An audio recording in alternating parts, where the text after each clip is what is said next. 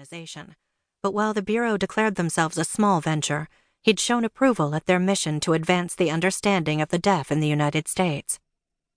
As a farmer who kept a vast acreage of orchard land, Thor had little time for a day away, but he'd made an exception, expressing to Aven that if his involvement could help others understand his kind better, he would go.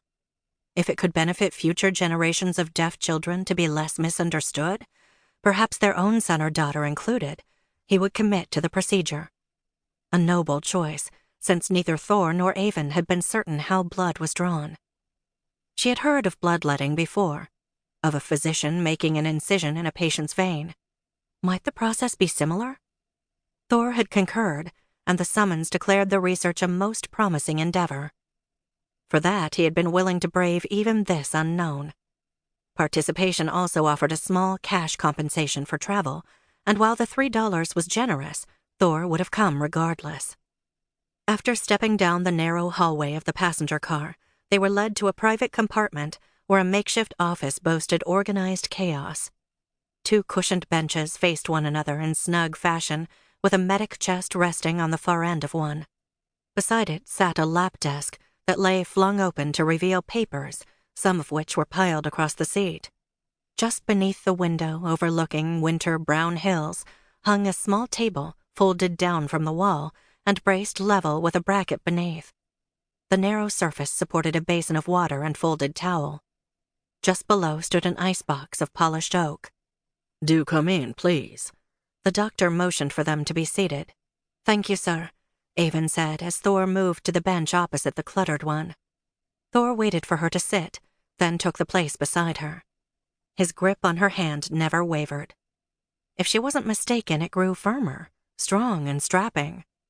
Thor kept 2 knives on him at all times and could land a stag from 400 yards with a rifle.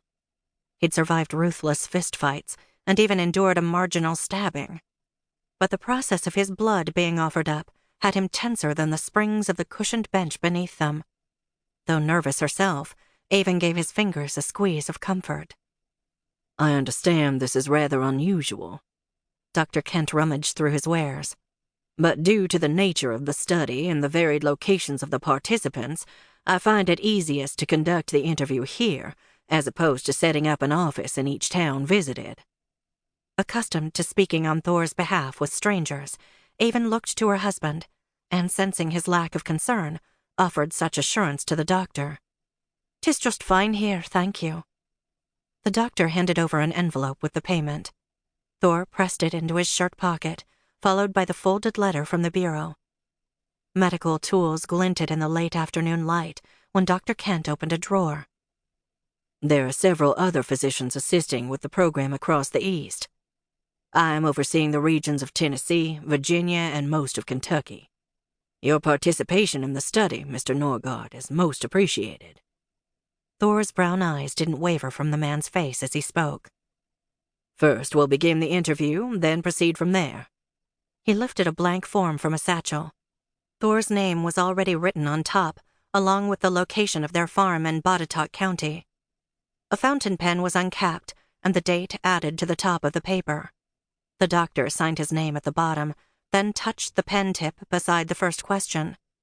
"Tell me, Mr. Norgaard, were either of your parents deaf?" Thor shook his head. "What is your nationality of origin?" Thor's hand moved in a blur as he fingerspelled the answer. Norwegian. "Forgive me, I'm not well trained with sign language. If you'll do that again slowly." Thor formed the answer once more, this time molding each letter with his hand in unhurried procession. Pen scraped against paper. Norwegian. "Here I'd assumed you Irish as your wife, if that is indeed what I caught in her voice." His smile was amiable as he added to Thor. "Have you had any success with speech?" Thor shook his head, and the doctor marked a box on the form beside oral failure. Aven pursed her lips to keep from chiming in.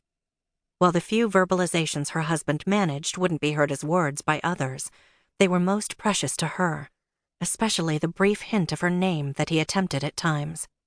Deep and husky from his lips, it always made her warm all over, and awed by the fortitude of this man whom God had blessed her with.